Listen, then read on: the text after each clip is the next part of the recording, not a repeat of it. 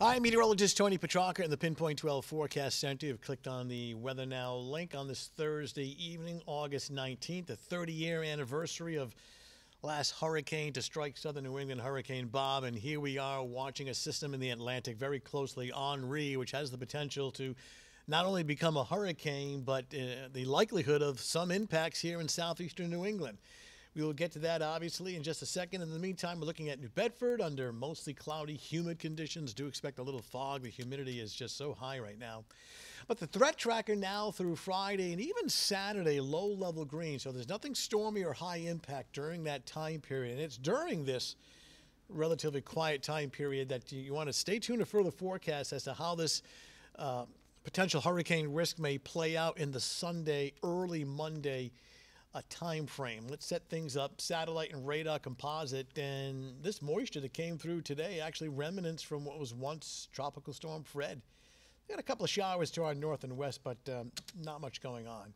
So we take you out into the Atlantic, and this is Tropical Storm HENRI, and latest winds right now at 65 miles per hour. What time is it? It's 9:30. The updated advisory from the Hurricane Center will come in at 11 p.m.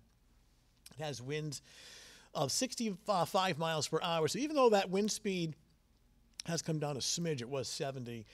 The storm is anticipated on Friday and Saturday to move into a more favorable environment for some strengthening, and anticipated to become a hurricane by then as it eventually tracks north and towards the southeastern New England coastline.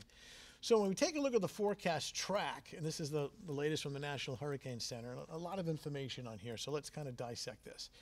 First of all, the red line represents the official forecast track as to where the center of the storm may make landfall, somewhere southeastern Mass, the Cape, and the islands as a Category 1 hurricane or a strong tropical storm.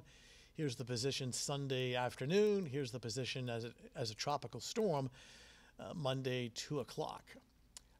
But keep in mind that a hurricane is certainly not a pinpoint on a map, and that the weather extends well beyond where the center of the storm is located.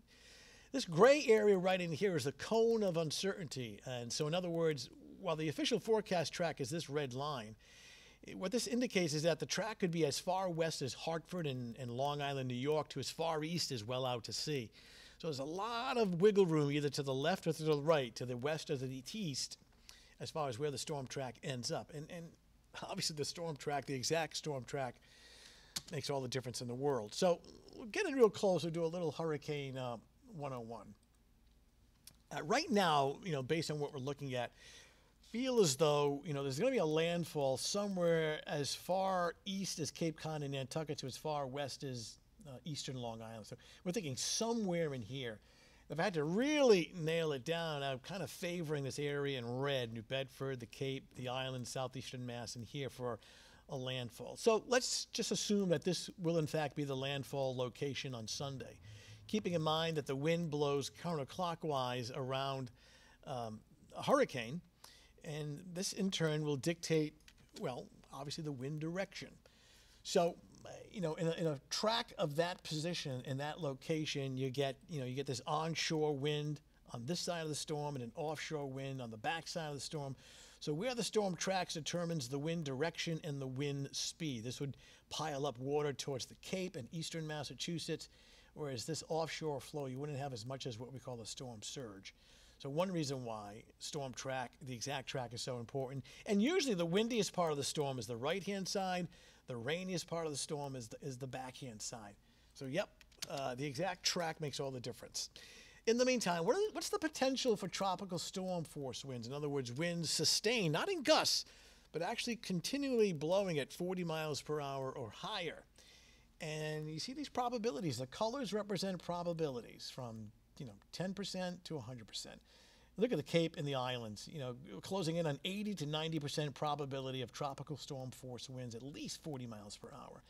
Further to the west, those probabilities decrease, but, into the Providence I-95 corridor, you're looking at like a 60, 70% chance of tropical storm force winds.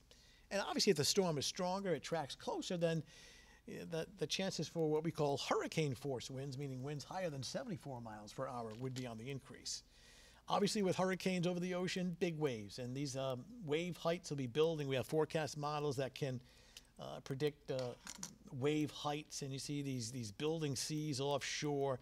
This is Saturday, 11 p.m.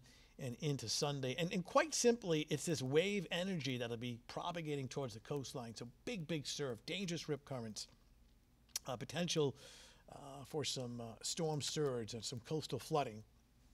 So even if the storm were to track out to sea, which obviously would be the better scenario, we would still see scenes like this along the coastline, very big surf and dangerous rip currents.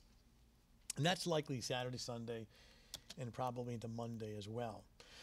All right, timeline. Now keep in mind, we're 48 to almost 60 hours out, so a lot of this can change, but based on what we're looking at right now, I would say that Saturday day and really Saturday evening, don't see too much in the way of any major weather impacts, though the surf and the waves will be building during this time. But as far as rain and wind, I don't see anything here. However, by daybreak Sunday, all of Sunday into Sunday evening, Sunday night, heavy rain, damaging wind, potential for coastal flooding. That'll continue to Sunday evening, and then the storm is clearing, or at least slowly pulling away by Monday afternoon. So that's kind of the timeline, and we're really centered right in here on the Sunday time frame as far as the worst weather. So wrapping it up, new information coming in at 11 o'clock tonight from the National Hurricane Center. We'll have that certainly during our 11 o'clock newscast. Michelle Muscatello in early on Friday morning. Another update from the Hurricane Center comes in at 5 a.m. Another one at 11 a.m. on Friday morning. Another one 5 p.m. Friday evening. So all these updates that come from the Hurricane Center, you want to check back in to see where exactly the exact track of this storm will be.